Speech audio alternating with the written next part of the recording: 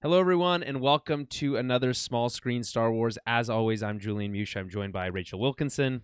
Hello. And we're going to be talking about Season 1, Episode 4 of Andor today, titled Aldhani. Before we get into that, I just, welcome to the show. There might be some new listeners here who are joining us for our Andor recaps. We here at Small Screen Star Wars like to break down, recap, all the Star Wars stuff that's coming to the small screen. So right now that's a lot of television shows because that's where Star Wars basically lives. There's the odd video game. I know, Rachel, you like to play that iPhone game. Galaxy of Heroes? Yeah, does not... Yeah. I'm very good at it, yeah. Yeah, you're like in a club or something, or like a gang. Or I think, a guild? Yeah, okay. Sorry, a guild. Right. A serious guild, so you shut it about right. my So gaming.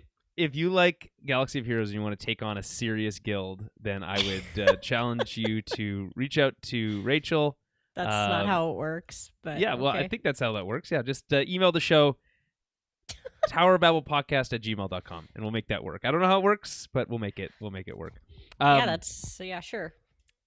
Other than that, I'll just remind all the folks at home, especially if you're new, follow us on Twitter @TowerBabbleCast, Facebook.com/TowerBabbleCast, and head over to our website, towerofbabble.ca. That's BABBLE.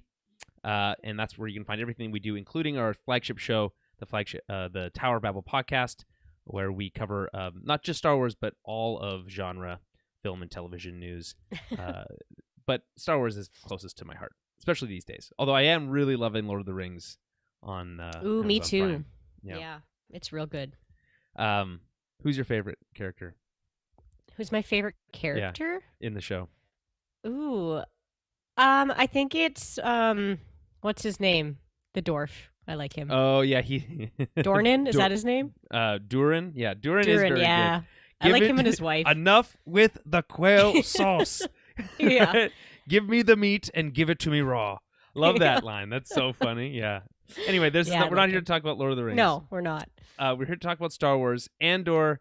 And so, hey, we very much acknowledge that last week's episode was quite long, but we were covering 3 episodes. Very long. So please cut us some slack. Only 1 episode this week, but the longest one, coming in around 50 minutes. Couple corrections from last week that we need to quickly dispel. I said that Tony Gilroy was the writer and director. He was originally supposed to be the director of the first 3 episodes, but actually Toby Haynes directed those 3. He came in last minute, understanding I think there was a bit of a COVID situation that required that. But longtime TV directors done Sherlock, Doctor Who, been a part of especially British television for a long time. Some stuff that I don't recognize from his IMDb, but mostly all, like I said, and he did the USS Callister episode of Black Mirror. That's that like Star Trek episode of Black Mirror that people like a lot. So he's been around a long time. He certainly took notes in terms of Tony Gilroy's style, because he could have fooled me very much in theme with his type of directing choices. So quick correction there. We also said, what was another first for Star Wars? We forgot to mention that this is the first time that the S word.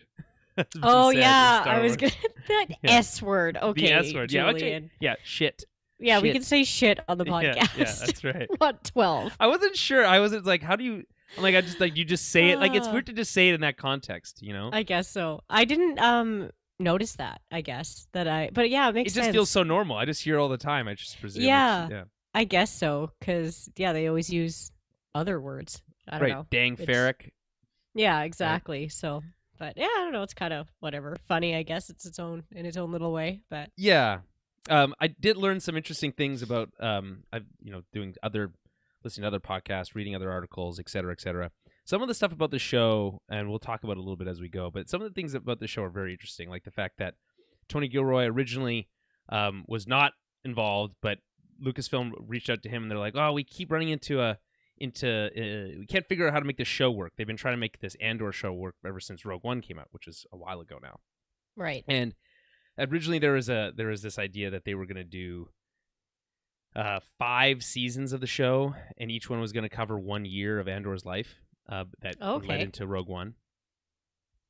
But I'm actually getting ahead of myself a little bit, because Tony Gilroy basically was asked by Lucasfilm uh, even after he said that Rogue One, when he took it over, was in a very bad state. I think he basically said that he could have done anything, basically anything, and it would have improved their position. That's how bad he said the movie was before he took over. And he got a writing credit for that, which means he had to write over 50% of the credit to get that. Oh, really? And the movie was there was a director's cut of the movie already done at that point when he took over. Wow. So just consider that. So wait, does that mean there's a director's cut that could be released that's completely different? I suppose it would be a completely different. It would be a completely different movie. Yeah. Interesting. Yeah. Twitter should start screaming into the void, and then maybe we'll get to see it one day. Well, yeah, I think the one we got is still pretty good, so I don't think anyone's like clamoring for a worse version of Rogue One. You know? No, probably not. And I actually just rewatched it the other day. Oh yeah, and yeah, so it's a great rewatch. Honestly, I feel like you should show that movie to your girlfriend before she. Yeah, she is not. She's like, this is boring. Yeah, she might care more, I think, if she saw Rogue One, because Rogue One is a great movie on its own. So, yeah, I agree. I think it was my favorite Star Wars movie for a short time. Yeah, and it's got that really good Vader scene. So, well, yeah, it's got a really good. There's a Vader scene in the middle of the movie, and by the way, we'll talk about Vader in a second. Put a pin in that. But. There's that scene in the middle where he tells director Krennic not to choke on his aspirations. I always think it's ambitions. Yeah, but he says aspirations. Choke on your aspirations, director. And I love it. And so I remember Dan on the show, previous co-host for our Babel stuff. He hated that line so much. He was like, really? "This is the stupidest thing I've ever." Vader would never say that. I just strongly disagree. It always felt like it fit perfectly to me. That feels like an Anakin line, like that totally feels like something Anakin would like say, like how like not a jokey thing, but like his kind of humor that he would use with Obi-Wan, but a lot more dark and murdery. Yeah, exactly. Yeah, I think it's great. So I love that.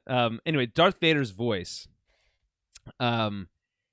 He actually, let me finish my story and then we'll get to Darth Vader's voice. Sorry. So yeah, Tony Gilroy originally he was approached by Lucasfilm. They said, "We can't figure out the show. Can you give us some ideas or give us some thoughts?" So he wrote. Apparently he says in a kind of like a fever dream, he writes this pitch document basically for them. He's like, "This is what I think the show should be." Right. He gives it to them, and then they go away, and then they come back to him later, and like, "We still can't figure this out." Right. And then they basically said, "Do you want to just take it over? Just make the show. You can have whatever you want. If you feel like this is going to work, make it happen." So they gave him the keys to the kingdom, even after saying that how badly they had screwed up the Rogue One movie before he took over. And then they sat down. And they were meeting with. They were in pre-production, and he was meeting with Andor himself, Diego Luna, and they were kind of scoping out this plan, this 5-year plan. This 5-season plan. They're like, this is probably going to take like 12 years to make. And they're like, I don't think we can, this isn't going to work. They're like, they basically agreed that there's just no way that they were going to do 12 years, commit 12 years of their life to this concept. Or the fact that, they're trying to do a younger version of Cassian, and that wouldn't have worked either because it would have started aging out of stuff. So they decided to rework it a little bit. And that's where these kind of like 3-episode arcs, which is what I understand the season's going to be, broken down into kind of these 3-episode arcs, specifically for season 3. There's different directors for these different episodes, so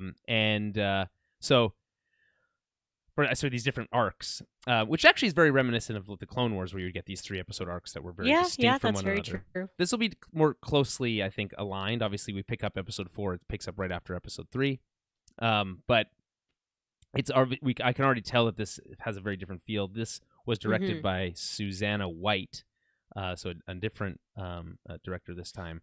She has experience with, I don't really recognize a lot of these things: Bleak House, Teachers, Attachments, Jane Eyre, The Diary of Nobody. She's also done a lot of TV work as well. The Deuce, a great show on HBO that she's done a couple episodes of. So yeah. Tony Gilroy seemingly picking from his favorites, I guess, to do some of this directing work.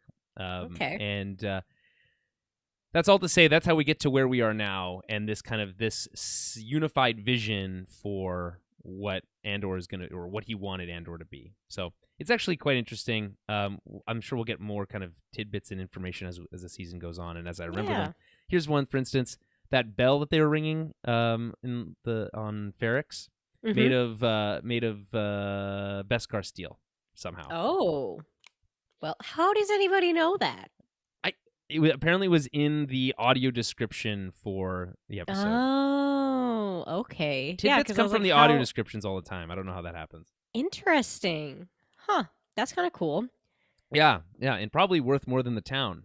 Yeah. An entire massive bell made out of Beskar is insane. That's really cool, though. So anyway, that's a little bit of information from last week. Back to Vader for a second. Announced, I think maybe even yesterday, that James Earl Jones is no longer going to be voicing the character of Darth Vader. He's 91 years old at this point. I mean, fair. Yeah. I mean, his voice is already very different, but so he's stepping away from the role, and he has given permission to Lucasfilm for them to use the same technology that they used for Obi-Wan, that they've used for other things, this re-speecher technology that allows them to basically, they plug in enough data and then they can make anybody say anything, essentially. Right, yeah. A little scary when you think about it. Because they do that with Luke, right? Yes, they do that with Luke. Yeah. And they've done it. They did it with Vader, like I said, in Obi-Wan. Yeah. And the Vader stuff was really great, I thought. Oh, so good. It's easier when the voice is already very robotic, so that helps, I think. But anyway, he's sold that off to Lucasfilm. We don't really know how that necessarily works. From a kind of a... It's like the Little Mermaid. Sorry, how is it? Wait, what? In the Little Mermaid, she sells just her like voice. Oh, yeah, okay, right.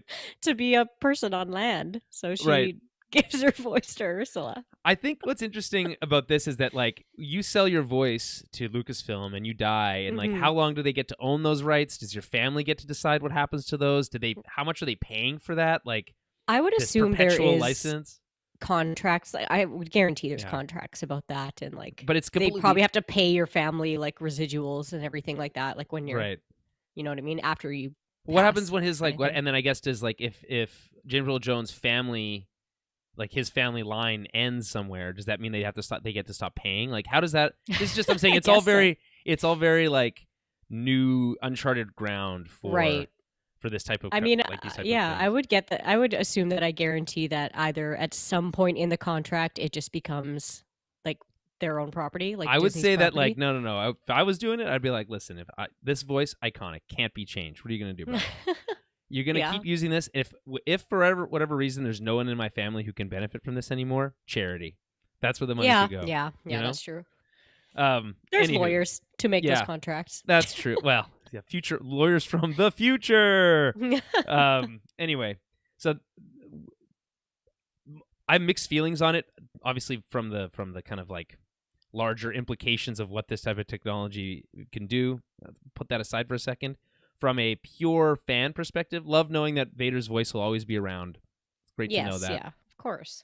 I guess next one on my list of, hey, listen, if we're putting away the implications, Batman's voice from Batman the Animated Series. Let's get him in the Respeecher app so we can just have Batman the rest of my life.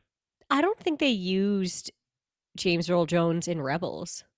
No, they have. There was like a. Actually, I don't know if that's true. I think he did actually. Oh, did he? Okay, maybe. I was just trying to think that. I'm like, did they even use him in Rebels? Or I'm pretty sure they did. They've used stand-ins for other in other projects, but I'm 95% sure that he did in fact voice Vader in Rebels. Does Darth Vader appear in Rebels? Does appear, as well as treasured actor James Earl Jones reprises his role. Yeah. Oh, so, okay. Never mind. I was wrong. Yeah. But that again, in even Rogue One, where Vader appears, his voice is slightly different. It sounds older. And I think that might be the last time he did that or did a performance as Vader. So, interesting that that's what it was. I think that's fitting, I suppose. Most closely associated with the original performance. So, anyway, just something to think about. Star Wars is an interesting place where they keep trying to use technology to kind of recreate people instead of recasting people, and that has mixed reactions, I think, just generally. Right, yes, of course. Okay, let's get into this episode. We have lots to cover. Yeah. I guess, Rachel, overall thoughts on this episode? Yeah, I mean, I I like kind of where this episode is going, is kind of what I'll say with it. Like, it's definitely like an in-between one. It's a setup episode, right? Like, they're setting something up to happen big in the next one. Right. But overall, like, I really liked just the shots in it. Like, I thought it was like a beautiful, I don't know, I thought a lot of the shots they were taking were really pretty. Yeah, I agree. That's kind of what I took away from it the most, I guess. And I enjoyed getting new characters. I like not having to fall back on The always like, same. oh yeah, feeling like Yeah. we always have to bring in somebody new or someone that we've seen before, right? So Right. I do like that so far. It's like, okay, it's lots of like fresh faces and It's new people and almost entirely fresh faces. Of course, yeah, though, we do get a great new presence here with Mon Mothma, yes, who yeah, we have seen before, and Genevieve O'Reilly has portrayed this character many times now at this point. In Rogue One, she's voiced her in Rebels. She appeared in a cut scene from Revenge of the Sith. yes, So yeah, there's lots of reasons to get excited about that. But I agree. yeah, I think there is something special about introducing these entirely new characters into this world, and it's just like it at some point when every time we're doing one of these shows and someone we've seen before appears, it kind of becomes a little silly. It's like, how big is this galaxy that every time well, we exactly, see these people, it's the same 5 people in the bar? Like yeah, it's just really weird. So I remember thinking about that in Rogue One, because there's that really weird, which I'm guessing probably wasn't a Tony Gilroy edition, which was when at the very beginning with that scene with when we get introduced to Andor. Again, you probably remember this, but we meet the professor, what's his name, and the butt face guy from the cantina from the original film. oh, They right, bump right, into right, them, yes, yeah, and I just I'm like, I mean, it's like there's just really no reason we ever need to see those characters again. They appear once in A New yeah, Hope, like and that doesn't bug me yeah. as much because it's kind of like an Easter egg. Like, it's just one of those kind of like funny, I don't know, but I I'm get what you're wanted saying. in 4 systems. Yeah, I get what you're saying, but yeah, no, I like seeing some fresh faces. We get Right. a little bit of a name drop, you know, Yes, a but couple of them. Yeah. yeah, but other than that, it's like, okay, this is all kind of new territory, right? So Yeah. yeah, like overall, I would say like I was totally fine with this episode, but it just leaves me being like more like wanting the next more. one. Yeah, just being Right. like, okay, yeah, like it's going to be the next one that's more action packed, right? So, and I feel like so far that's kind of been the trend. It's like we Either get, that one or the one after. well, yeah, Right. like we just came off of a big action filled episode, Sure. so I get it. We're not going to jump right back into another. So, yeah, Well, I mean, it's interesting you say that, because like the action is like the least interesting part for me in this whole series. This episode is my favorite so far because I love the ISB stuff going on in this episode. I thought not only does this episode continue to make everything look amazing, like the sets on Aldhani. Yeah. Like, I guess not even a set. I think the location shooting they're doing for Aldhani, stunning. The return to Coruscant, hard to forget, but hey, Oh, this is the first cool. time we've Yeah. seen Coruscant in live Yeah. action since the prequels. I Yeah, mean, if you yeah. as long as you don't count that like one tiny scene from the end of while they're celebrating. Well, yeah, just like in episode 9. actually seeing Yeah. Coruscant, like, yeah, it's cool. And it And looks it makes me have so great. many questions about it. Yeah, I'm like, oh, I just have questions now that I see Coruscant again. But yeah, Right, and I like how they they label it Coruscant, capital of the galaxy, or whatever, galactic yeah, capital. yeah. I just it's just simple stuff. It's just cool to be back there. And very. so overall, love this episode. I love the pacing of it. I like how it was it was basically one scene with each group, and then we'd intercut that with the other group that we're following. So Right. that basically makes my job a little bit easier. I have broken up the recap into 3 pieces. Instead of jumping back and forth, we're going to cover each storyline from beginning to end, and Love then we'll it. do the next one. Okay. I think that's So a good idea. let's get into it. So again, this is episode 4, Aldhani. Out of options, Cassian is recruited for a dangerous mission to infiltrate an Imperial garrison. Directed by Susanna White, written by Dan Gilroy, Tony Gilroy, based on characters by George Lucas. So lots of new characters here, but we start before we get to any of that. We start immediately after the events of Episode 3. They're on the ship leaving Ferrix. They jump to hyperspace. This is where basically they get back down to he spent like Luthen spent a bunch of time trying to convince Andor to come with him in the first place. Now that he's on his ship, he's kind of quote unquote saved his skin, which he says here. Here you are in your skin. So let's continue the conversation. It's basically just more convincing that Luthen has to do here. And essentially, he's asking him to join the rebellion, right? And he gives him two options. I can drop you off, and then you're on the run somewhere, whatever, right? Or help me do some real damage against the Empire, right? Mm-hmm. And Andor at first he's cynical, right? He said, "Just drop me off. I don't care about any of this." He just wants to live free. He's why would I want to listen to you or anybody really? I just want to do whatever I want to do and live my life. Which you know what? Yeah. I honestly respect that position. I do. Yeah. Yeah. But I think Luthen does a good job of kind of cutting to the core, cutting right down to the truth of it for Andor, which is that he's like, listen, I know you, I know I've done my research, but based on what I know that you hate these people. And if you truly hate these people and hate what they're doing, I know that you'll end up fighting them in some way or another your entire life anyway. I'm offering you an opportunity to do something effective, essentially. And I just love the line that he says here. Wouldn't you rather give it all for something that's real as opposed to cutting off useless pieces until nothing is left? I just think it's really great writing. And so he says he's trying to he's like, he doesn't care who you're with, talking about Luthen. He says, I don't care if you're with the Alliance, the Seps, the Guerrillas, or the Partisan Front. It's a fun little name drop. He's talking about obviously the Alliance being the Alliance to restore the Rebel Alliance to restore the Republic. That's right. Yes. The Rebels. Then we have the Separatists, right? Mm-hmm. Who of course we know from the Clone Wars. Not really many of those around at this point anymore. No, the Separatist definitely not. Planets and systems have been kind of squashed under the boot of the Empire. If you talk about the guerrillas, that could really, a guerrilla fighter could be an unaffiliated rebel cell of some kind. I think in the Screen Crush recap, they reference it as being like the Ghost crew is kind of like an example of a guerrilla fighter team. Okay. I always kind of thought Saw is mixed in there because he's a bit more extreme than everybody else. And he uses guerrilla tactics, but they actually reference his specific group. They say partisans here, and that's his. Oh, okay, that's his specific group, which of course we know becomes too militant, and then the Rebel Alliance has to distance themselves from him. Yeah. But from Andor's perspective, they're all the same. It doesn't matter. Right. This is how he knows or how he feels this way. When he was 16, he was recruited into the Imperial Army right out of jail to go fight on Mimban, which of course we remember from Solo. That was the planet that Han Solo was on, and all the mud, and where he meets Chewie. Yes. Yeah. Right. This is when he was 16. He started as a cook, and then he fled basically.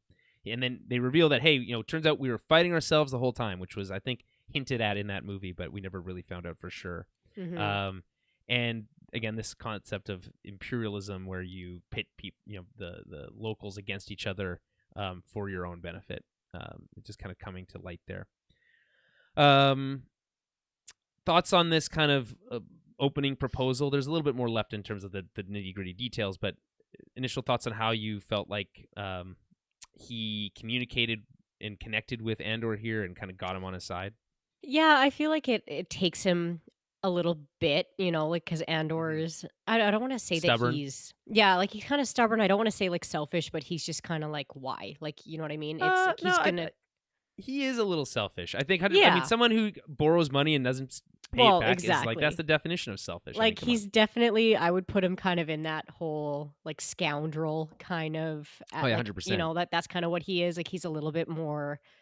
Right now, he's fighting for himself. He's not really fighting for anybody else. So I think Right. we're going to see that like character development with him, where eventually we see him starting to care about this rebellion as a whole, right? Right. So, but yeah, like I feel like it's Luthen, right? Yes, Luther? Luthen. Is it Yeah. Luthen? Yeah. Luthen. I Yep. feel like he does a very good job of like picking away at him slowly and being like telling him how he knows all about him and all about his story and basically using that, being like, yeah, like they did awful things to you. They're doing awful things to everybody all the time. So let's do something about it, right? So, Right. and I agree what you said about the one line there being like so good about like why do little bits at a time like he's already been doing when you can do something that's actually meaningful. Yeah. So here's the actual proposal. Okay. They're 5 days out from a mission with big stakes and big danger. There is a prep team and there's a plan. He's willing to pay him 200,000 credits. That's a lot of money. Yeah. And it requires them to steal the quarterly payroll for an entire Imperial sector. I laughed so- when they said that. Yeah. I was like, And- holy shit, that's funny. So it's unclear to me if they mean like literally they're stealing the actual money or they're stealing like the records that show how much these people make. I'm assuming they're taking the actual money. Like they're, you know what I mean? Like they're taking, Yeah. that's what I assumed. Was like, Yeah, but like, do you think that does real damage to the Empire? You take the payroll for one system for one. what damage does it do just to steal the info? Like, Well, because then you could reveal you could use that in a political setting to kind I mean, of you can always undermine take both, themselves. but Yeah, I suppose. Yeah. but no, I assumed it was like the actual like money. Like it Well, was, maybe, yeah. and they certainly talk about needing money. So in this Well, it's the episode, thing, so maybe that's what it is. You're building a rebellion. You're going to need weapons and ships and that kind of stuff, Sure. right? Food and all that other crap. So, And, yeah. well, and in theory, it's like, well, okay, maybe if they steal it right before payday, then they can get all the then they'll have a problem paying their people, and that will be an issue, and then there'll be some kind of internal strife. Yeah. Although easy to fix, you just pay them, and then it's not a problem anymore. But anyway, just so everyone's clear, an Imperial sector is approximately 10 systems. Okay. So that could, one system can contain multiple planets, but Planets, yeah. yeah, but about give or take about 10 planets, because generally speaking, systems generally only have one planet in the Goldilocks zone. So that being said, we arrive at Aldhani. Again, recognizing that we do kind of jump around here, but we're sticking with the storyline. We arrive on Aldhani, and we meet a new contact. We hear about a new contact who is arriving. Luthen knows that she won't like that Andor is being brought into this, Right. and that he's going to have to like argue with her. And they have to decide on a fake name. He decides on Clem. What do you think of the name Clem? I hate it. I don't know why. I'm just like, ooh, that's a terrible name. But I don't know. It's a very Star Warsy name. Yeah, one syllable. That's all it needs. Yeah. While they're kind of debating this whole thing, and to kind of as a last attempt to kind of get him on their side, Luthen gives Andor a kyber crystal, which is quote unquote priceless to him. Right? He's like, it might be worth 50,000 on the black market, but to me, it's priceless. So hold on to it and give it back to me later on as a sign of my trust, basically. Right. Yes. Yeah. But he does mention that it celebrates the Sky Stone, they call it, celebrates the uprising against the Rakatan invaders. Do you know who the Rakatans are? The Rakatans? No, I don't know Yes. if I do. So the Rakatans are, it's a deep cut reference. This is, to some degree, like I think a bit of a pull from the EU, the extended universe. And the Rakatans are the first kind of like galactic empire thousands and thousands of years ago.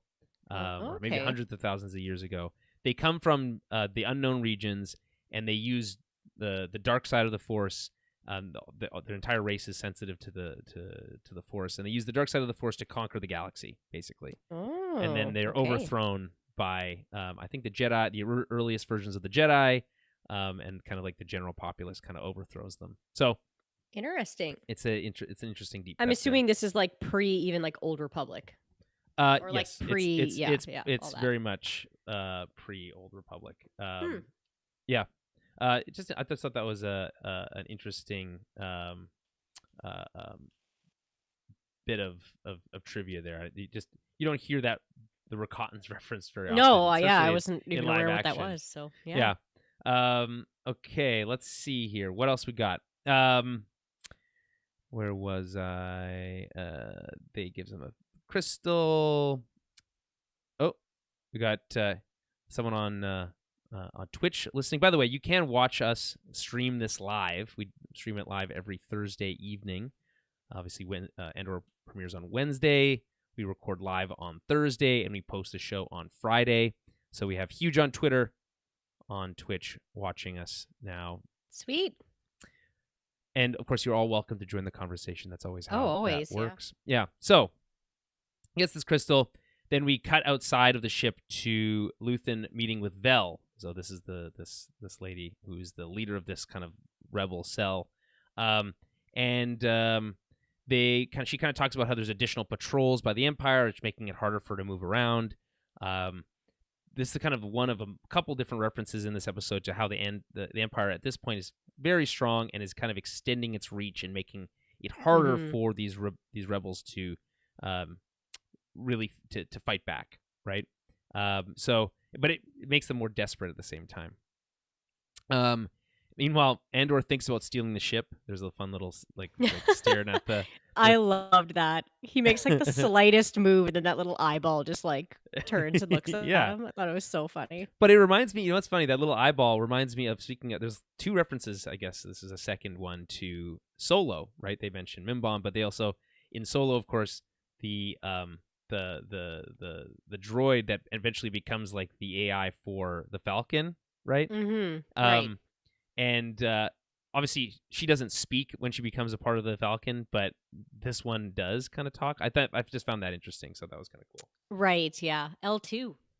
Right, L2 becomes a part of the ship. No one talks about that after. It's just quite depressing. This robot, this droid that was fighting for droid independence ends up being enslaved to this ship and can never leave. So think about that. I don't think she's enslaved because I'm pretty sure it's just her like central. Isn't it just her like navigational? Right, but the rest of her dies. Yes, yeah, the rest of her dies. Yeah. No, I know. So there you go. Anyway, so this essentially is Luthen just trying to convince Vel that Andor should join this team. They're talking about how they're 5 days before the mission, after 5 months of planning.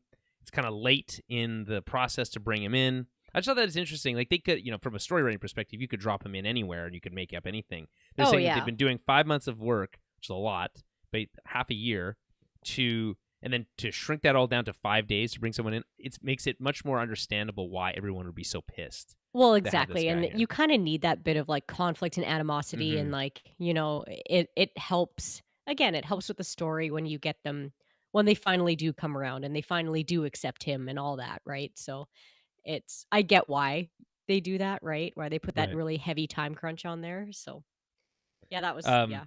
I just thought that was interesting. So yeah, no, I get it. They talk about how it's like, listen, we're gonna make up a lie about how this was always a part of the plan, and it's be fine. And listen, just because, and she's like, well, you're paying him, and we've been eating roots, and this is bullshit. And she's like, listen, it doesn't matter. He's here now. He has to be a part. Like, it's gonna make your life easier. Trust me. And and then there's that line where he's like, the best part about paying him is that it makes him disposable. Which he doesn't really admit to Andor, but I think it's implied when you're paying somebody money, that's just how it works. Oh yeah. So I just also like that he was like, listen, it was either you take this person on and make this work, or I was going to come here and call it all off because you guys clearly weren't ready, right? Right. Yeah. Exactly. It's like you need the help. So yeah. And then I love this part where he gets super serious and just yells like, "Look at me!" Right? And it's like she's like, "You wanted to be a leader. This is what it takes." Right? It means hard decisions. It means difficult work, things happening, things changing last minute. This is just how it goes. You need to take control of the situation, own it, and make it work.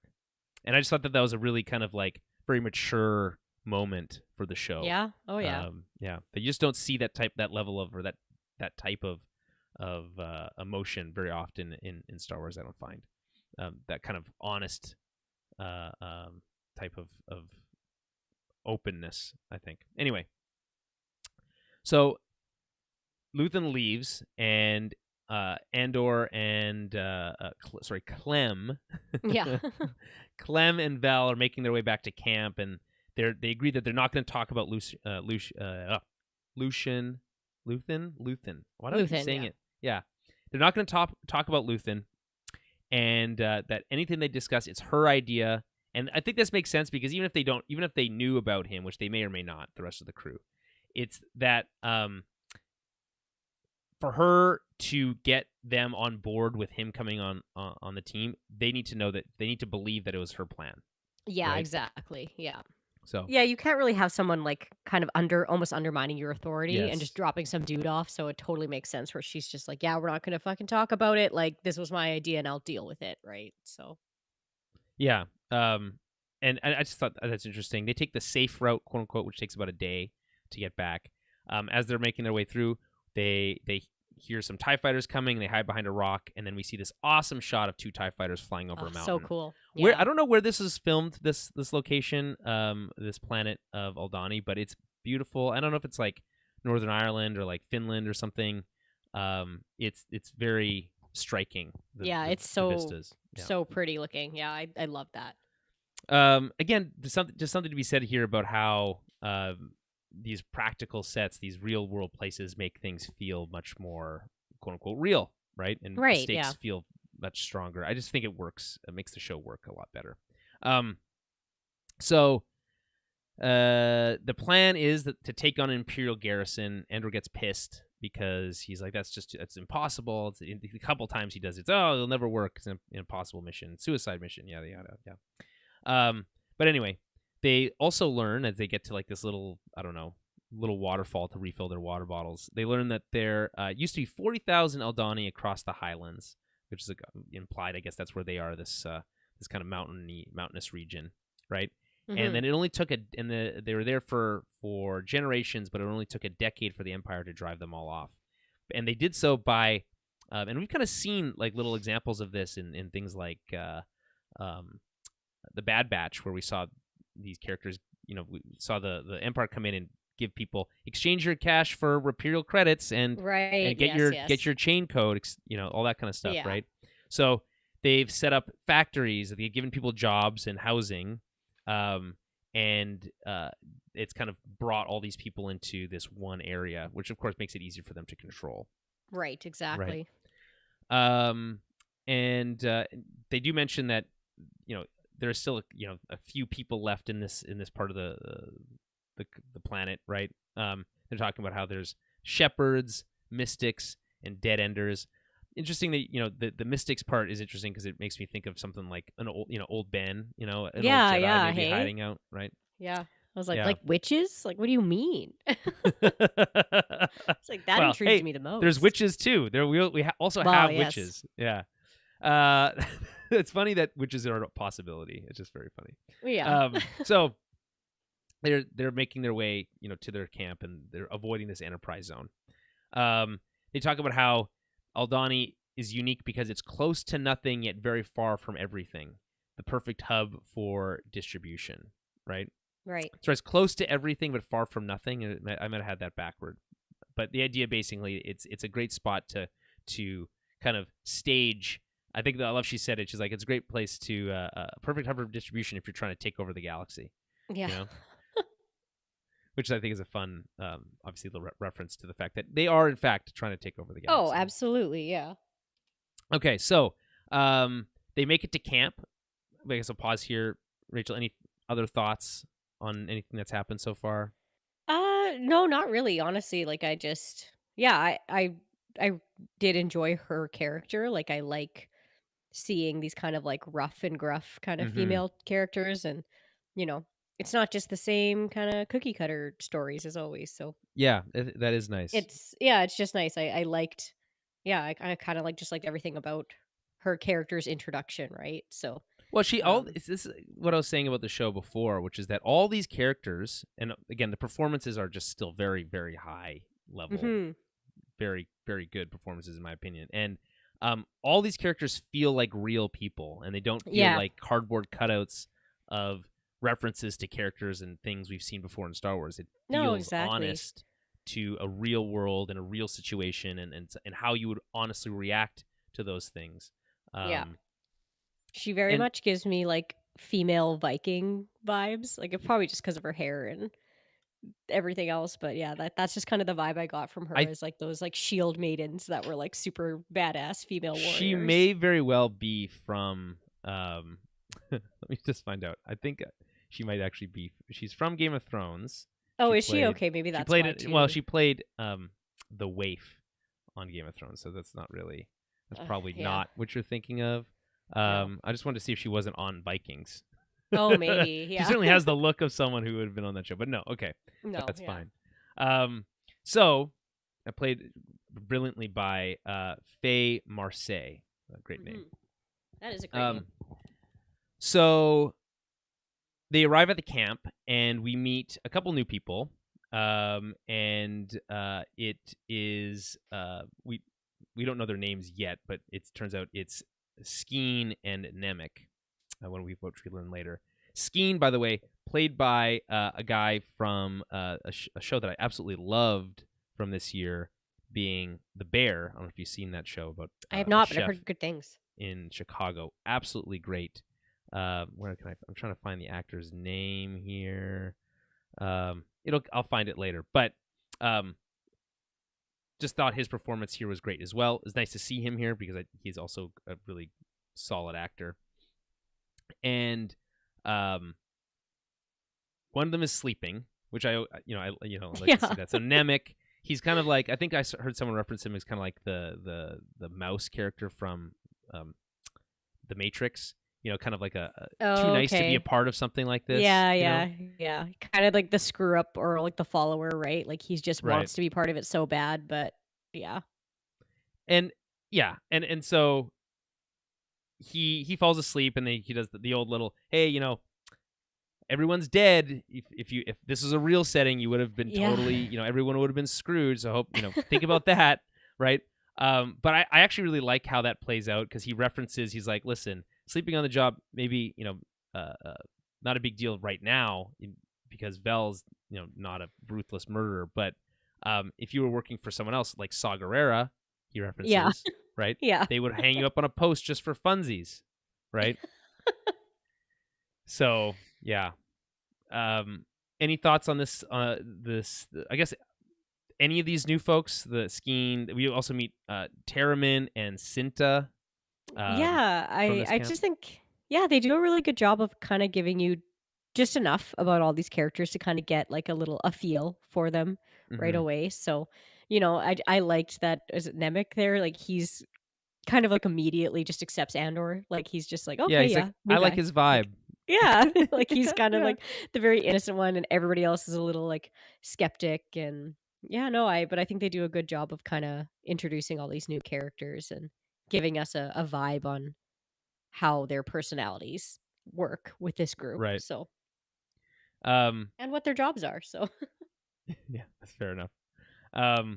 So we meet the crew. We also find out that they have AK-47 style blasters. How do you feel about that?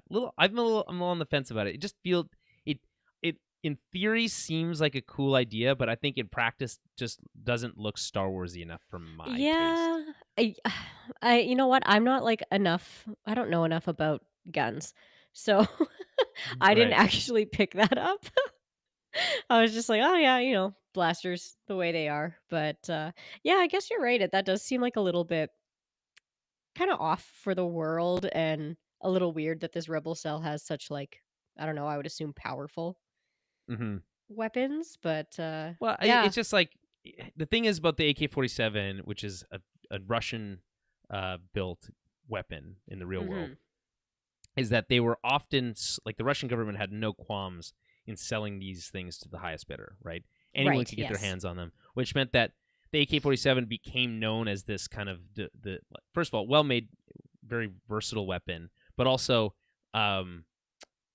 became known as this weapon that was associated with, insurgents and rebels and that's so true. The non-organized types of, the non-military types, right, who would have maybe more advanced weaponry, right? So I understand where it's coming from here, but again, I just feel like some more. And the thing is, Star Wars guns and blasters are all generally World War II weaponry with kind of like extra tubes and stuff stuck on them to make them look futuristic. And that's not always the case. Some things are uniquely designed, and like Andor's blaster pistol, I thought was really cool, and again, also obviously not based on anything from the real world, but this is so very much that without very much of the extra stuff. Yeah. And it's newer. It's feels very modern in that way. So I don't know. I'm on the fence about that. It's not a big deal. It's very much a nitpick. But anyway, Arvell Skeen, played by Eben Moss Backrack. So that's the name of the actor. Much more of a mouthful. Yeah. What we were just talking about. Okay. So the rest of the team, first of all, we also see funky sheep. I thought that was kind of cool. Funky sheep. They're like weird looking sheep, right? I guess they're supposed to be pretending to be shepherds. Right. Yes. So the team is antsy about the new guy. She intros Clem. She really kind of regurgitates everything that Luthen told her to say, basically, and kind of says it in her own way, but very much you can tell because of how it was portrayed to us that it's just like that's what she's trying to say. Nothing new here under the sun, right? So we get introduced to the whole team. She has to kind of put her foot down. This is kind of, I thought, where Luthen really shows that he is really the one in control, but also needed her to step up, right? He implies that later. It's like, listen, you need to. This is going to be hard. You're going to need to take control. You have to be a leader, right? Mm-hmm. And everyone's kind of freaking out about this new guy, and she's like, enough. Go clean him up.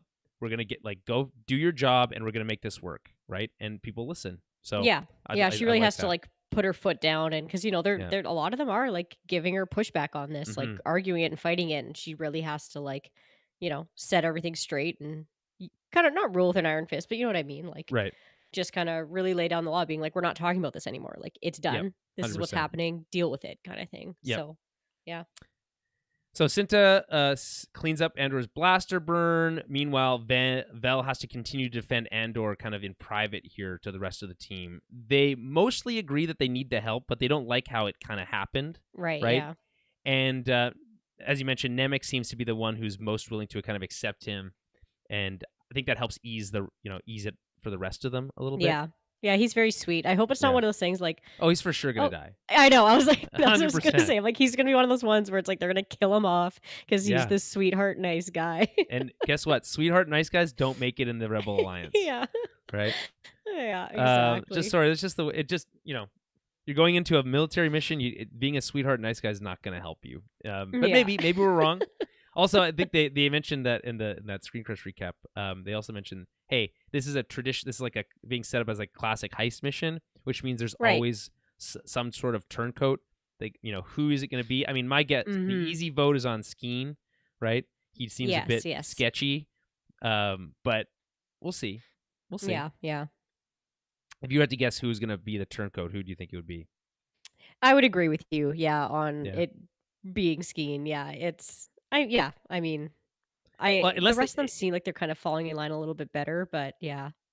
I think if you really wanted it to like be a surprise twist, I think it's I think you make it Cinta as being the one who turns on them. Yeah. Okay. I like how this scene ends because she has to she makes this. She's like, I trust him. Okay. All right. Like the way she says okay and all right makes it sounds like she doesn't trust him, which is right. I think pretty transparent there, but they're like, okay, we'll make it work. So we get introduced to another new person, Lieutenant Gorn, good name, and they arrive on a speeder. This is an Imperial spy, and by that I mean they're a spy in the Empire, not a spy that works for the Empire. No, they're for the rebellion or whatever you want to call it. Yeah. Yes, and he's like also pissed. Yeah, I thought his uniform was very cool. It kind of reminded me of like it's like this is clearly it doesn't seem like he's a part of like the Stormtrooper battalion that have very clear like you're either a Stormtrooper or you wear this green like tunic where this kind of looks more like Imperial military, which we haven't seen a lot of, right? Only really on Mimban that kind of concept was invented where they have kind of that Nazi style helmet, but not without the Yes. mask in some cases, right? We also see some of them a little bit later on, but I just thought the uniform looked very cool. It made me think about how there's people in the Empire whose only job it is to design uniforms, and and just like these fascist assholes like who are also fashion designers, I guess. Yeah, you know? amazing. Yeah. So he's pissed. He's maybe more pissed than anyone else. He has a little temper tantrum, but they calm him down. And we find out that a couple things. We find out there's an Imperial engineer who's arriving from Coruscant, and that's what is increasing the patrols. But that's going to be dealt with right away. They need him to leave his belt and his gloves so that they can add it to their costume chest, I guess. Right. Yes. Yeah. their tickle chest. Their tickle trunk. Right. That's tickle trunk. Yes. The tickle trunk. So, anyway, there's not much here. Lieutenant Gorn seems like a classic Imperial. It reminds me a lot of what's her name from Obi-Wan, who was also a spy in the Empire. Yes. Yes. Yeah. There's a type, obviously, right? Oh yeah, absolutely. What did you make of Lieutenant Gorn?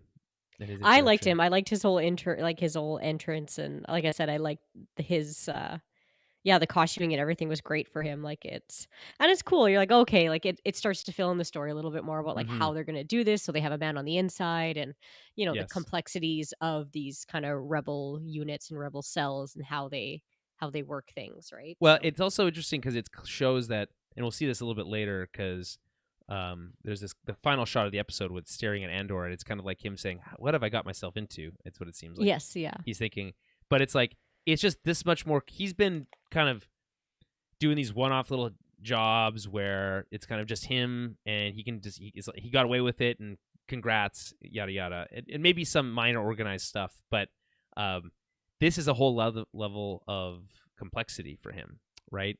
And for sure, it feels like the stakes are higher. It's that much more serious, and it means more coordination and working with people. And it just, I find that this whole kind of watching this all come together and build is really interesting. So here, speaking of which, the planning scene. So there's a bunch of made up words like the Akti Ama Valley, Sacred Valley of Caves.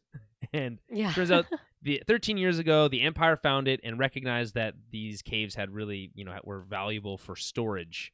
So they, quote unquote, liberated the airbase at Alkenzu, which is 50 clicks west of them. And then they dammed up the sacred river and built a garrison and like Imperial base there. Underground is a runway with a Max 7 Rono freighter. This is just kind of like I imagine a semi-truck, but for ships. Andor will fly it. That's kind of part of where he comes in. And then behind where the flight deck is the vault with the payroll. So they'll steal the money, throw it in this slow-moving freighter, and escape. And they're like, how are we going to do that? We saw those TIE fighters. They'll be on us in 9 minutes. We find out, right? Yes, yeah, they have it all figured out. Yeah, and I always love, by the way, in these planning sessions when everyone has the little details that everyone has a little something to do. I also really love when he's like, "I'll do this part." This it's not to scale, which I think is a reference to Back to the Future, where he apologizes for his crude his crude diorama, which is not to scale or painted. Yes. Oh my God. Yeah, it's very like that. Ocean's 11, right? Like, yes. Yeah. But without kind of like the fun sassiness, it's a little bit more serious than that. Yeah. Yeah. So they even have I love how they even have like the little toy ship made out of wood. I think that's fun. So we find out that there's actually a celestial phenomenon that's going to happen at in 3 days when they're planning on doing this mission. And 5 days, I guess. And it happens every 3 years on the same day. And it's this where the planet passes through some sort of belt of crystals that explode in the atmosphere, and it looks like I think they say it looks like 50 meteor showers all at once, which does sound pretty spectacular. Yeah, I really hope we get to see this. We must. I mean, I think I think we will. And so they are going to use this celestial phenomenon as cover to escape. And if they miss their target, I mean, then presumably, or their timing, presumably they'll be caught by the TIE fighters. So that's the plan. Yeah. Yeah. Any questions about the plan? I don't think so. Like I like when they set things up like this where it's like, oh look, the Empire is like kind of come in and like taken something natural and beautiful and turned it into something like ugly and Yes.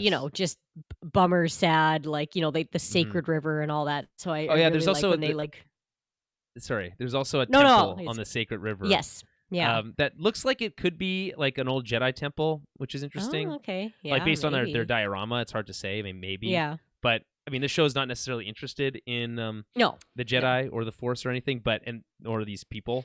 Yeah. But I just think it's interesting that the way they have it set up kind of looked like the temple where Grogu Right. kind of Yes. sends a Kind of little like message. a little altar or whatever. But Yeah. yeah, no, it's just I like when they set up the Empire to look even worse than they already are. And it's Right. just like, oh yeah, they dammed up this beautiful river and this sacred spot just to, put things there. Just so they as a could use storage unit. these sacred caves for storage. Yeah. And then how they're like, Yeah. oh, there used to be like, all these All people these that used to people, come and yeah, there's and pilgrimage basically. yeah, and for like come the and would watch this, but now less come because it's like, well, Yeah. yeah, because they've ruined it. So yeah, the it's that Makani little Bredani, which is the Yeah. Eye of Aldhani.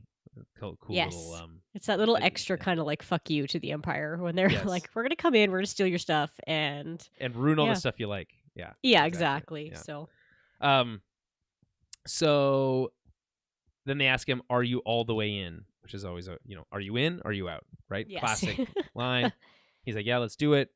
Then finally, they're around the fire. They're eating dinner. Andor is given specs for the ship, a map of the garrison, an Aldhani phrase book. He's got lots of work, and he has to learn it all by morning. It closes in on his face as he thinks about what he's gotten himself into, which is a lot. Thoughts on this storyline? Yeah, I'm really liking it so far. It's it's exciting, and I like a good Star Wars heist. It's always I don't know. Right. The way they put them together is always really It's good. almost like Rogue One. Yeah. Yeah. And this is kind of like Cassian's first introduction into, the Rebel Alliance as like a team. Usually he Right. does things, it seems like on his own, he steals stuff, like that kind of stuff, right? So I like that, we're seeing his first foray, Well, wow. Foray yeah. forays into working with a team and doing something bigger. And yeah, and I don't know. I just think it's funny when they like give him all the stuff to look Yeah. at. They're like, here's your I map. just wish here's they could have this. given a giant pile of books, but books don't Well, exist. yeah. And he's Yeah. like, can I eat? And they're just all Yeah. staring at him. They're just like, I love basically that. like, yeah, you can eat and then, whatever else. Then it you get was, to and work. Then you do your and know that homework. by Right. morning, kind of thing. Yeah. Like, all that. What did they give him? A book of phrases? A phrase book, Like, an Aldhani yeah, phrase book, so that like, Aldhani he phrase sounds like book. he's like a local, right? Yes, yeah. So I was like, oh, that's kind of neat. So, but yeah, it's just That makes me think, though. You mentioned like so we saw what may or may not have been his first intentional murder, in Right, episode yeah. 1, which echoes his first scene in Rogue One where he murders that informant, and shoots him in the back cold. Yes. And now we might be seeing his first heist with the rebels, and it makes me think that it was not going to go well because there needs to be an arc of him getting better and getting in becoming the character that we know him as. So just keep Right. that in the back of your mind. That might be Yeah. very possible. Okay, so now we're going to follow Luthen. Sorry, I think I spelled it Lucian on all my stuff. That's probably why I keep doing that. I feel like Lucian is like another character in something else. Like yeah, I don't know. It reminds me of something from like Underworld or like, you know what I mean? Like one of those Yeah. like vampire slayer. Yeah, I like, do love the werewolf name movies. Lucian. If I'm being honest, I do. Yeah. Yeah. Are you thinking Lucius Malfoy? Maybe is that what I'm thinking? No, I'm of? not thinking Yeah. Harry Potter. No. Okay. So we're gonna follow Luthen. He's now on his own. He's headed. He arrives over Coruscant and he sets his ship to autopilot. And he goes into the secret room in his ship, and he puts on a disguise. And he puts on like this fancy clothes and these rings. And then he does a little funny face and pose in the mirror. I thought this was so cool because there's no dialogue here, and yet it says so much. about what we're seeing. He's putting on a wig. He puts on this robe, and the implication here is that the disguise is for the Empire. He puts on a performance for the Empire so that he's not caught. But the real version of Luthen is this rebel leader, right? Again, using Batman as a reference, the real Bruce Wayne is Batman, and Bruce Wayne is the disguise. So Luthen, and I have to probably assume that Luthen probably did start as an antiquities, provider or collector, or maybe he did them for museums or had a museum or whatever, and then had to transition into this more kind of this grittier role as a part of the rebellion, and now has to maintain that persona. And now the true version of him has become kind of colder and more analytical, and now he has to continue to kind of put on this fake smile.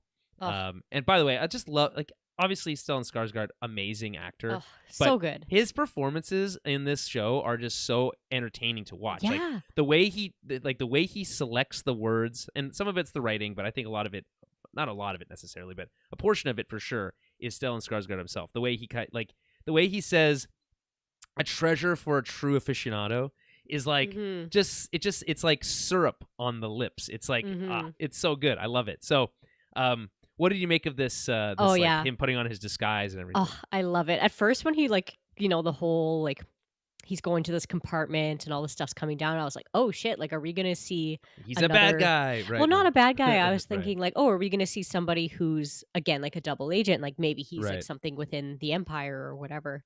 But then he puts all his fancy garb on, and you can see him practicing the mannerisms that he does. This little pose and this fake. The smile is so creepy. Ugh, it is, but the way he's able to almost completely change his face, he looks completely different when he's has that big goofy, not goofy, but that smarmy kind of smile on, and that fake smile. Yeah, that kind of fake.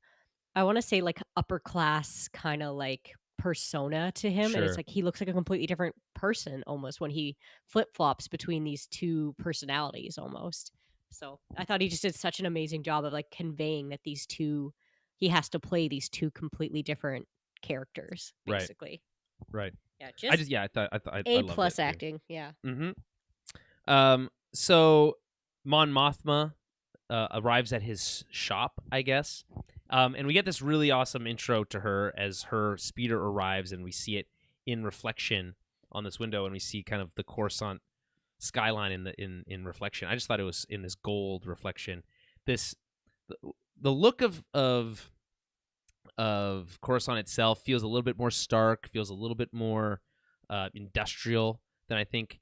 Maybe what we saw a lot of kind of basically the Senate and the Opera House and the Jedi temples. We didn't really, other than that one scene in episode 2 where they go and chase that the bounty hunter through the streets, do we see kind of other parts of Coruscant? And of course we've seen it in animated form in other elements of course, as well. yeah. But here it's the first time we're kind of seeing this kind of really much more stark version of Coruscant now under the Empire. We've never seen Coruscant under the Empire, really.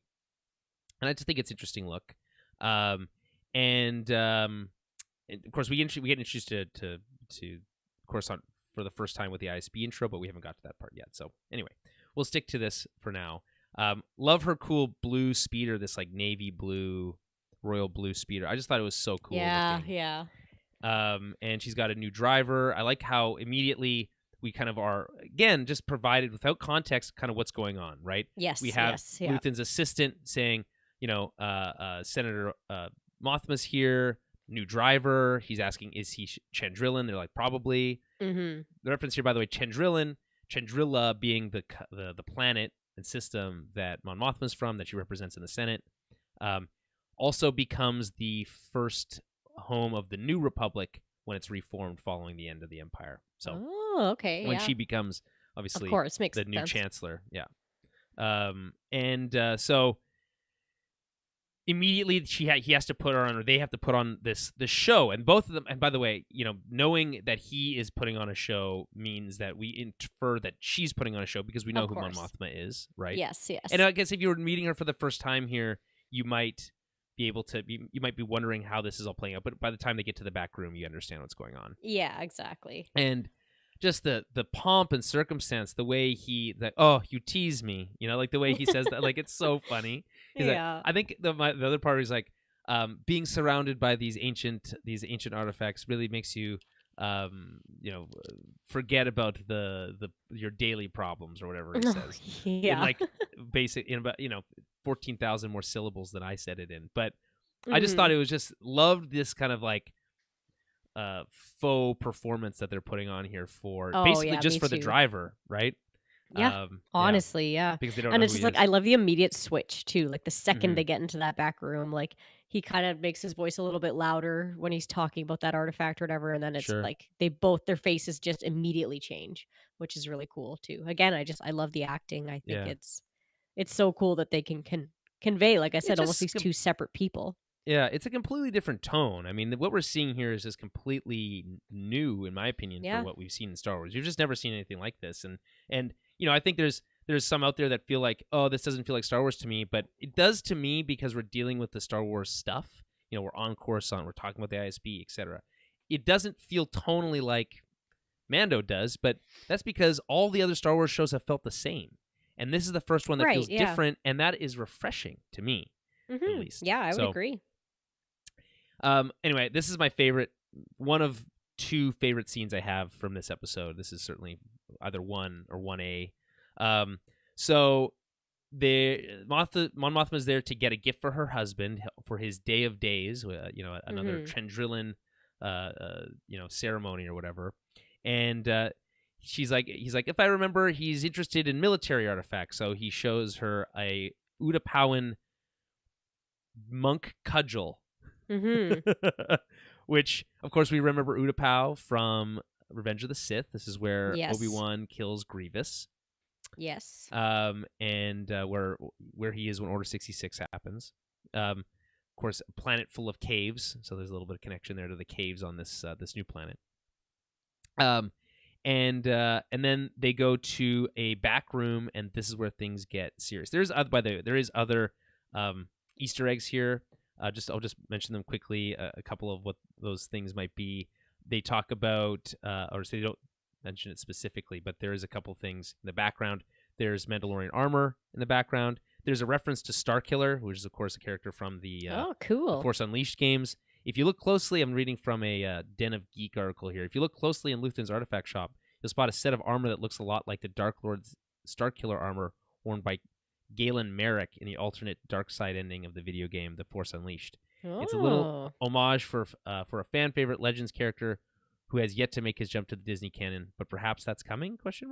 I think if they do bring Starkiller in, it will be very different from what we saw from those video games. Yes, yeah. He was way overpowered. Crazy. So we'll see there. This is that armor that has like the kind of the sunbeam sticking out of it. Just very cool looking. We also see, like I said, Mandalorian armor, Sith and Jedi holocrons. One of the shelves in Luthen's shops, you can spot two artifacts. One looks like a pyramid, and the other is a cube. These could be Sith and Jedi holocrons. There's also a Twi'lek Calicori. If you remember Rebels, it plays a large role in one of those episodes. Adorns a shelf on Luthen's shop. This is traditionally a generational heirloom passed down from parent to child in the Twi'lek's family. First time we've seen one in live action. Very cool looking. Yeah. You can also spot what looks like to be a hand tablets associated with the world between worlds, a mystical plane of reality one can use to travel through time and space in the Star Wars galaxy. Yes, Rebel Season 4 introduced time travel in the universe, and it's actually pretty cool. We also, of course, we know the Kyber Crystal. We referenced that already. And there's an Indiana Jones reference. You have to squint, but it looks like Luthen's shop has an item that looks like it's Indy's whip frozen in carbonite, as well as two artifacts that look like the Shankara stones from the Indiana Jones Temple of Doom. So this is the second time we've had Indiana Jones artifacts in, because it's in in Rebels. Solo. Yeah. Well, is it Solo? Sorry, go ahead. It's in Solo when they're in is it Quinlan Voss? When they're in his like room and they're fighting, there's that crystal skull is in there. Oh, right. Yeah. And then I think and actually this will be the third time if that's the case, because in Clone Wars there is a shot of the I think the clone commandos at one point are carrying the Ark of the Covenant into a Oh, ship in the background. So that's yeah, really funny. yeah. Yeah. So that is fun little Easter egg hunting there, I think. And by the way, the best kind where it's literally just like it feels like it fits right and it doesn't feel like it's in your face. So we go to the back room and things get serious. They need money. They're talking about needing more cash, but and by the way, Mon Mothma and Chandrila, very, very rich, by the way, very rich family and rich Oh, of course. planet. They've got lots of money, but having a hard time moving it around. She's saying that they're watching her. She feels like she's under siege. A new spy is at the Senate every day. New faces at the bank. But she's found someone who can help them. Luthen is skeptical, which I find interesting because it's an interesting inversion of the what he just did to Val, where she was like, I don't trust new people. Why are you introducing new people into this mix? It's so late in the game. And his exact answer to her saying, I found someone who can help us. And his answer is, we don't need more people to help us. Right. So I just think that that's interesting. And maybe I don't know if that was intentional necessarily. It certainly makes him seem a little bit like a hypocrite. But I'm wondering, who do you think she's referencing here? Like, that she's being watched? Yes. No. That the someone that she thinks can help them. Oh, I mean, unless it's like Bail Organa. Yeah, but I think Bail's been involved. He would have been involved from the beginning, right? He would have That's been what I'm involved thinking for a because he's while. already, But on the yeah, other hand, I also hope it's Bail because I love me some Bail Organa. I hope he gets to see some Bail here. Yeah, 100%. Yeah, like Bail Organa would kind of be my first indication, and if not, I don't know. Like, yeah, I literally don't so know hard. who it would be. I mean, like, I'm trying to think of like, okay, the Rebel Alliance, Admiral Akbar, perhaps. Oh, yeah, that's true. Or what's her name with the purple hair?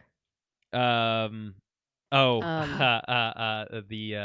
what's her name? Admiral Holdo. Holdo, yeah. Yeah. Yeah, so I mean there's so many. I don't know if it'd be a higher up what's person her name or with whether the purple it's hair. Yeah. That's you know who I mean. Yeah. But yeah, it's like it's got to be somebody I think of like importance that I can feel like kind of in help the government, right? Yeah. And that's why I feel like it's probably Bail, but maybe they're just using that, like, not necessarily retconning it, but maybe this is the first time Luthen is, I don't know. Just the way that it's framed doesn't sound like it would be Bail, in my opinion. Yeah, that's true. But yeah, you'd figure it's like somebody else. Like it's not just going to be like Wedge or, Yeah, well, I mean, yeah, it's got to be, or maybe she's referencing Obi-Wan or something like that, Yeah, you never know. But it's like, how much is Obi-Wan really doing at this point? Like, it's like you think he's still probably trying to distance himself and go back to Tatooine. And depends on how, when we leave off Obi-Wan, he's a completely different man, right? He's like, yeah, it's true. We might get a second season where he's off doing Obi-Wan adventures for all we know. So so I just found that this whole exchange very interesting. Meanwhile, the assistant, Luthen's assistant, is working the driver. He's like, I can't afford anything here. He's like, yeah, well, let me show you some stuff anyway. So okay to look. Yeah, there's no harm in looking. Yeah. I like that. That's fun. And the little glance that she gives Mothma is really fun as well. Yeah. I love as we leave, we get these really beautiful shots of Mon Mothma sitting in her absolutely gorgeous speeder as it's flowing away, and you can just see the tension she is feeling, absolutely palpable, right? Oh yeah. She is under so much stress, right? And we get to her house, and this is her little side story. We get like two little side stories in this one. So we get to Mon Mothma's abode, and I just think it's absolutely beautiful. Her apartment, it's like all white and gold. And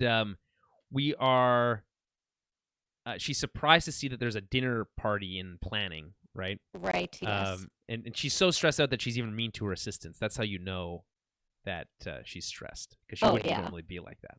And she realizes that she forgot because, her husband, Perrin, by the way, is his name, clearly... He said that he put it on her calendar, that she was aware, but, she's under so much stress that she clearly forgot. Oh, of course. She's a busy lady. And we find out that the dinner is with the governor of Hannah, and that people from the vizier's private chamber will be at the dinner. And, by the way, when they're mentioning the vizier, they're probably mentioning the Grand Vizier himself, Masamita, the giant blue guy with like horns. He looks like Oh, a with the blue horns. devil. The one who's always behind Palpatine all the time. Yes, Yeah. So he has a different role, a different name when he's when it's a republic, but when they become the Empire, his role changes to Grand Vizier, and he also ultimately becomes the one who is the figurehead of the Empire that surrenders to the rebels. Okay. Later on, yeah. He's just always bad vibes. Like every time you see him, he just looks evil. Well, yeah, he's also literally looks like a demon. So yeah. But I just love this exchange here because she's pissed. She's like, these people don't like me. Why would you do that? Like, she feels like she's being attacked from even within her own home. Oh, in her own home, yeah. And she, I mean, maybe overreacts a little bit, but like, she's like, listen, if you're gonna do this to me, I'm paying attention. So these are, and by the way, he's like, listen, you're on the boring side of the table. These people are more fun. He's like, oh, more fun, really, right? Mm-hmm. And then she goes into this whole like diatribe, and he's just like, ugh. Why must everything be so boring and sad? He just seems like the worst. I immediately hated him. Like, as soon as they have this interaction, like, I was like, I hate this man. Like, he's just gross. Yeah. Like, it's the type of person, the that's upper crust. Like, the upper, and doesn't care, just wants to rub elbows with other fancy people. Yeah, it's all about throwing dinner parties and having social occasions and wearing fancy clothes and he clearly is like his outfit very cool in my opinion. His hair, his robe and his like man bun thing going. I thought it would look pretty cool, to be honest, like from just a pure visual standpoint. But he does come off as a real douche. I just think I couldn't. Everyone has met someone like this who is just kind of like, you don't understand what it's like to be a regular person, right? Well, and she's able to kind of separate herself from this, but he's not, and he's just like, oh, they're fun, and it's like, oh, you think they're fun? She's like, how many people are going to starve because of the decisions they're going to make? Yeah, like it's just like, oh, I feel so bad for her, and then I just love how cold she is. She's like, never do this to me again, and it's like that's one of those like, I don't know, like fights. That you watch a couple have that 100%. You're like, oh, like that's a bad one. Like that's just like she's like next level upset. It's like, ugh, I feel so bad for her. So yeah, that's that storyline. Any other thoughts on that stuff before we move on to the ISB stuff? No, I don't think so. Okay, so this is maybe my favorite stuff. I love that scene with Luthen and Mon Mothma, but I really love this meeting scene. So we meet a new person, new character who we're going to follow on the bad team. Dedra is her name. She's an ISB agent. ISB stands for the Imperial Security Bureau. We see that they have a really fancy office on Coruscant, and we meet them in the midst of a meeting scene. And I've been involved in these types of meetings, not to this that exactly like this necessarily, but like the type where you just like have one person leading it and going like, "You give me some answers. You give me some answers." Right. Now, yes. We have Anton Lesser is the actor who plays Major Partagaz. He played a character on Game of Thrones that some folks may recall. Very interesting role in Game of Thrones. He played Qyburn, who's kind of like the evil maester in that show. Right. That's where he looks so familiar. He's like that creepy. He makes the what's it called? The bomb. The hound. The bomb, and doesn't he do the creepy? Yes, the mountain. He turns him into. He turns the mountain into like a zombie. Oh yeah, he's that. That's why I got such a creep from him. That makes sense now. Yeah, and I just think that the more actors they borrow from Game of Thrones, the better for this show. And so this is like the third or fourth one already, and I love his performance here. He just owns the room. Very good. Yeah. And he comes across as someone who is not just we always think of the Empire as evil, like space Nazis, right? But what I love about this show is what it's doing is showing that the Empire is not incompetent. We've seen incompetence from the Empire all the time, right? As they stretch out and spread themselves thin, you get these kind of these people in power who don't deserve to be in power and ultimately are their own undoing. But you have these people at the top of the chain, close to the center of power, like Major Partagaz here, who is not incompetent. He understands how this works. He talks about, I did find the line of, why are we here, right? A little bit on the nose. It's like, okay, you really need to introduce the ISB, so I understand why we need to do that. But like, it's a little bit too obvious, I think. But I just like how it shows that it, and we saw how they cracked down on the Morlana 1 folks and all that stuff in a little bit, but this this idea that they actually can be very dangerous because they do thorough work, and they're thoughtful about their approach, and they demand excellence, especially at this high level, right? I just think that that's a really fascinating look at it. Now we're going to see how they can be exploited, right? The Empire can be exploited, but at the same time, they're not to be taken lightly, and I appreciate that because we're so used to stormtroopers can't hit anything, right? Yes.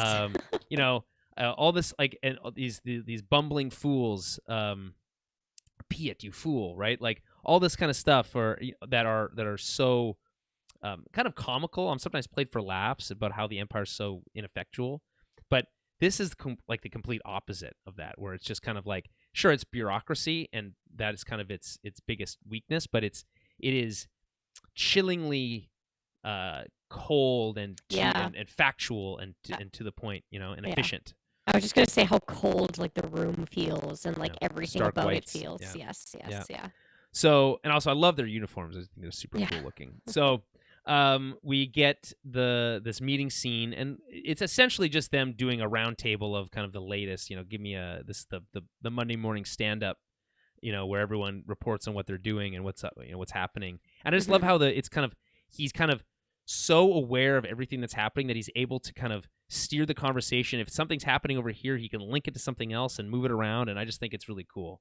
And yeah, Anton Lesser's doing a fucking amazing job and very, very well cast.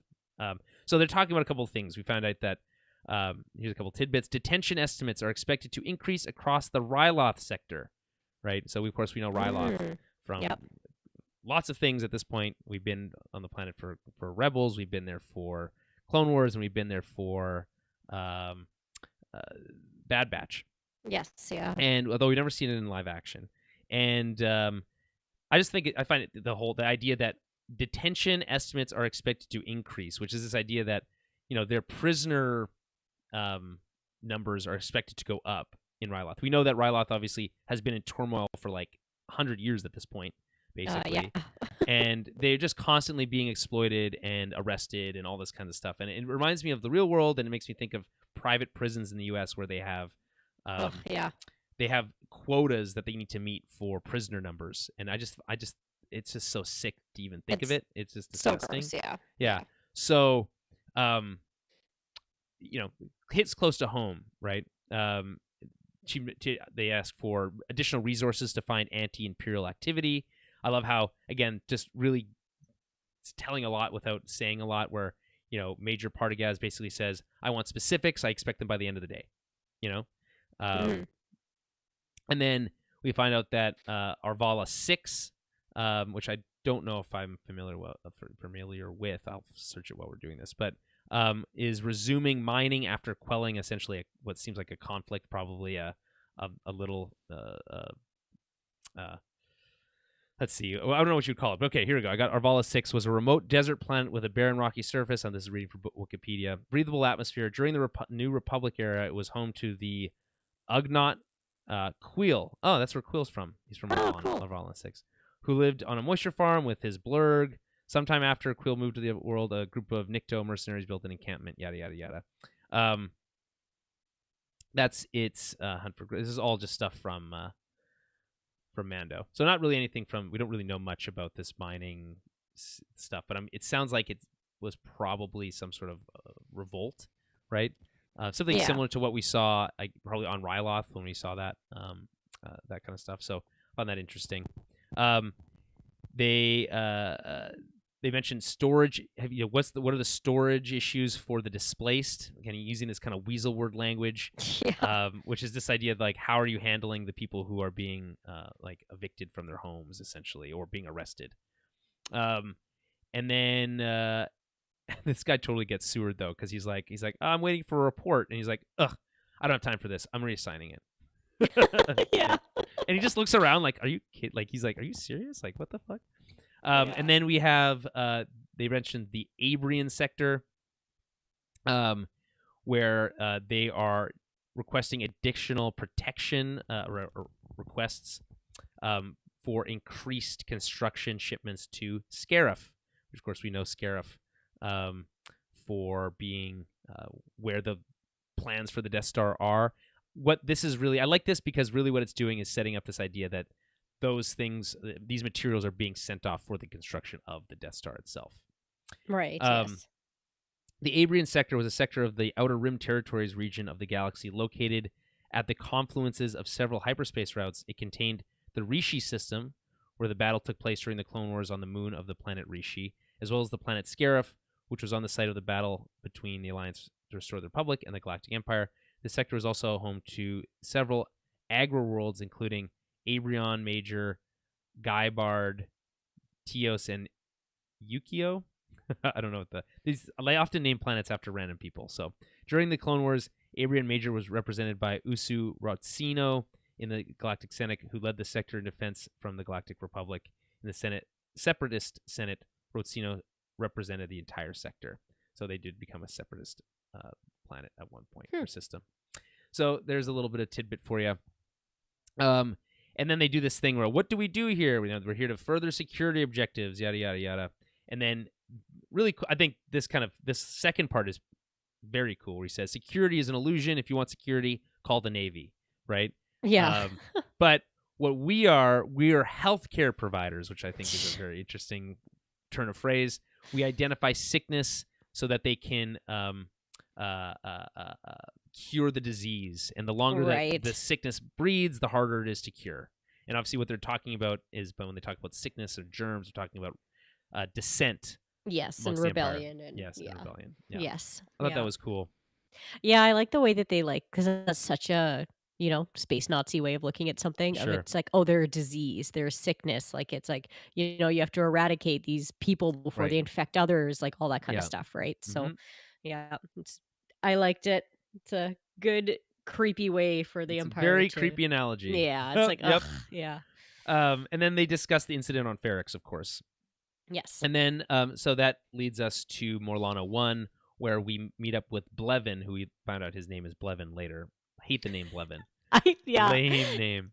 Yeah. Blevin. It's like, I don't know. It sounds like, I don't even know what it sounds like. Just like if someone was trying to make up a name on the spot. And it's like, what's your last name? Blevin. yeah, exactly. So we get back to we meet up again with one of my favorite characters who we didn't see for a long time, played by the Chief Hein, who eventually went to that meeting with the Empire. But he's back here and he's being chewed up by Blevin. And the takeaway here, a couple things are funny. They try to ask a question and he's like, you may absolutely not ask a question.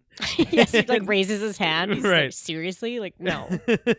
Well, even earlier, they're like, stop wasting my time. Don't even speak. I'm going to tell you what's going on. Yes. And this is just how it's going. So he's kind of very calmly kind of telling them, you screwed up so badly that this corporation is being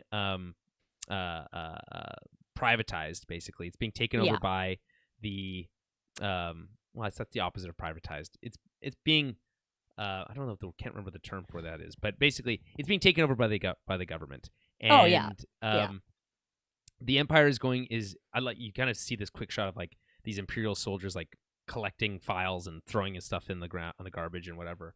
And they screwed up so badly. I love how, by the way, how Chief Hein is like, I wasn't even involved in this. And he's like, well, that's part of the problem. He's like, I was at a meeting with you people when this people took stuff into their own hands. And to some degree, they are right, because he is their boss, and he has to take responsibility for the actions of his subordinates to some degree. Of course, yeah. Yeah. I don't fully understand Cyril here. He's like, don't worry, like, you're not being replaced. You're gonna, you've rung the final bell on corporate independence. And he's sent to Coruscant, I guess, but I don't really understand for what. Like, is he going to like Imperial Academy? I don't really understand what is happening there necessarily. I understand the planet being taken over by by the the Empire, but I don't really Imperial understand what's happening to these people. Yeah, I don't know either whether works. they're like fired or whether they're just gonna find some other job for them like Right. within. But yeah, I do like that they're just like, you're done. Like, this whole private security bullshit is over. Like, we let you run the show for a little while, right? Like, And this is what because it happens when, was and it yeah, was like, "You're done now, so good job. That whole planet's now under our control right, officially," right? So, they're yeah, like, "We're gonna leave you alone," but now we're not, so right. Okay, so that leads us to Dedra's office. This is the first time we've seen her alone. She's looking into the Ferrex issue. She's focusing on the Starpath unit. She sees this as a way to gain jurisdiction over this case. And her assistant is helping her. Looks like a young Tarkin, very like these cheeks that are like sucked in, and like the Oh, way yeah, he's done yeah. his hair and all this stuff. It's like he's styling himself after Tarkin, who would have been a major military figure at that time, right? Gaunt is the look, I think, that people like to use for Yes. that. So they're basically saying, he's like, go ask for this kind of that bureaucracy weaselly bullshit. It's like, listen, I'm not going to ask because I don't want to raise any red flags. You go Mhm. ask for the material and come back to me, right? Right. And then we find out that she was denied. So she goes to Blevins' office, and she's sparring with Blevin, and he's like, you've only been here like what, a year? You got to be like, you should steady the ladder before you try climbing it, which I thought Right. was a great line. And she's like, I'm not looking for career advice. And he's like, so she's like, are you denying my request? He's like, yeah, for the second time today. and I just like how he saw right through her like political ambitions. Oh, for there, sure. I Yeah. thought that was Oh, yeah. interesting. But I do enjoy the power struggle. Yeah. Enjoy watching the power struggle within the Empire. This is again one of those like kind of old school tropes where it's like, oh, it's the two jurisdictions of cops not wanting to talk to each other and not wanting Yes, to share information when it's like because they because it's like she's like, okay, like this was stolen from something in my sector. So she's like, I don't right. want this whole thing to just get like thrown under the rug and no one cares about it. She's like, I actually want to look into it. And the other guy's like, it's actually my jurisdiction, so don't worry Yeah. about it. So yeah, you don't actually. You know what? It's fine. Yeah. I don't she's- need your help. Yeah. It's just like, okay, like I just thought that was fun. We also get actually, I guess quick sidebar here. Thoughts on Dedra? What do you think about her? yeah, I mean, I think she does a very good job of kind of portraying that cold, ambitious, Right. imperial, Very tight. You yes. know how it's how that works when your hair is in a very tight Ah, bun. yeah, she's got a very Yeah. tight ballet bun. Yeah. Yeah. It's like, and she's trying to prove herself. She's trying to like make a name for herself, and Mhm. especially when there's like all of her like these male counterparts, right? Like Well, yeah, she probably feels like she has to like do more and do extra to Sure. like be taken seriously. Well, or they say whatever, as much later, I think, yes, explicitly. they do. They kind of do. Yeah. Yeah, So. I think I do find that interesting because obviously we know in the original series there's no females in any of the Imperial officer roles, right? No. And they've done a better job in the extended universe and stuff filling that out. But Yes. the implication is that it is a man's world there. Oh, So, yeah, exactly. So yeah. she's just trying to, she's got that ambition, right, to Mhm. be the worst. So. Yeah, right. Okay, so we take a little side story for Cyril. He arrives on Coruscant. We get some more shots of the Coruscant city skyline, etc. I love the little airport that they have there. I thought that was really cool. Yes, It yeah. felt really well built out and thought out. He meets his mom. He meets up with his mom, who first slaps him in the face, but then gives him a nice big hug. I love how she's like, "What are you looking at, lady?" And then like, so I thought that was good too. See, Yeah. now I'm starting to get a feeling with him, and it's like I think it can go one of both ways. I think he can go like crazy imperial, Imperialist? try and be, Yeah. or he might even go the opposite way now. Turn to Yeah, because it's like rebellion, he's yeah. basically been maybe at this point I don't cast know. out. I think I don't know. I get the I like think it's after you yeah. just saw the rebellion in action and it totally like gave him PTSD. I don't. Well, yeah, it's gonna be but tough to be convinced that that's a group of people that you want to work with. You know what that's I'm saying? fair, but I feel like he has these ambitions and he has this like drive to want to be somebody, right? And now he's having to go back and move in with his mom again. Yeah, but And the it's only like, system he knows is how to climb the ladder in this Yeah. imperial world, right? Yeah. He doesn't see the world as needing to be changed. He just wants to Right. have a part in it, Yeah. right? But I'm just So- saying now I see that he's been kind of cast out by the Yeah. people that he wanted to work for. And I think sometimes they use that as a character Sure. swap, right? Where Well, it's we'll like, see. oh, so we'll see. I don't know. I think it can go either way at this point now on where his where his story is going to go. Or yeah, I'm assuming we're going to see him Yeah, again. But yeah, of course. I think he's on. yes, He yeah, has a large face on the poster, so yeah. yeah, So back to that same meeting room, but it's now empty. It's just Deidre and Blevin and our boy Major Partagas, and they're having to sort out this dispute. Basically, there's a debate over these jurisdictions on this Ferris issue. Blevin believes that she's overreaching to expand her portfolio, which I think might be true. I think he actually might be telling that he's not lying here. oh yeah, And she believes, despite it's not why. It's because I think there might be this might be a part of a larger organized rebellion, and I want to get ahead of it. Right. right, yes, And I love when Major Partagas is like, well, we don't deal in hunches here or gut, right? We deal in facts, in vetted information, right? But he's not saying that it's not possible. He's just saying, come back to me when you have proof, right? yeah, when you have more substantial evidence, yeah, exactly. Which I love that. And then he's like, so Blevin wins this fight. He wins the war or the battle, but not the war probably. And then he has this kind of little mentor moment where he's like, listen, whether it's fair or not, you have more to prove here than other people do. You're new with this organization. We thought highly of you when we brought you on board, and we expect you to maintain that level of performance, right? And she came to them from enforcement. So she was more kind of like a boots on the ground action person, right? Now she's kind of more of a like an analyst type. And so they admit that she only has 2 sectors and he has 6, but despite that, his reports are in and yours aren't. By the way, the quarterly reports thing, this corporate bullshit language, very funny. And it admits that, yeah, he's probably hard to work with, but you're gonna have to figure it out. And we've set a high bar for you. And though despite this might be your best, have been your best move, I like what you did with the detention numbers on Ryloth. So good work there. More work like that might be coming your way. I just think it's like feels very real interaction with this type of character. I thought that was great. Love this scene. Yeah. Any final thoughts?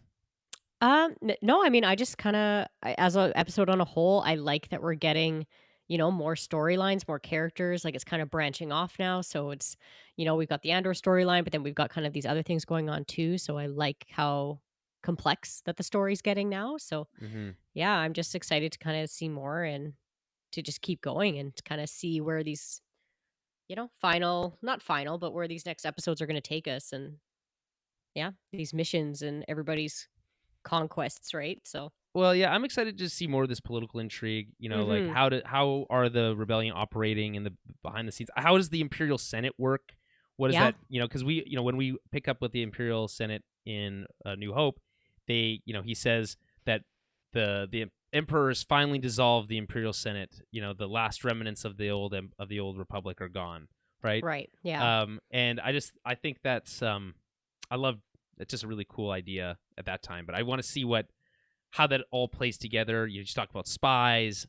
I want to see these. I'm interested to see, is Bale there? He's part of that Senate. What does that mean? Yeah. So I'm interested. Let's put it that way. To see more of this goes. Me too. Andor's story specifically, interesting enough. I know we all know where it leads, but it's kind of the world building around it that's most interesting to me. Yeah, me too. And I think it's been really good. So, like, very good. Like, better than it has any right to be, I think, to some degree. Right? It's holding my attention, so yeah. Okay, so with that note, we can wrap it up here. We're trying to make this one as quick. We got other stuff that we were trying to. We got to record a movie club tonight. So we also do a monthly movie club. If you want to help support the show, you can go over to patreon.com/TowerBabbleCast. And for as little as $5 a month, you get access to our movie clubs. This month we're doing The Rock, the 1996 film, Michael Bay movie.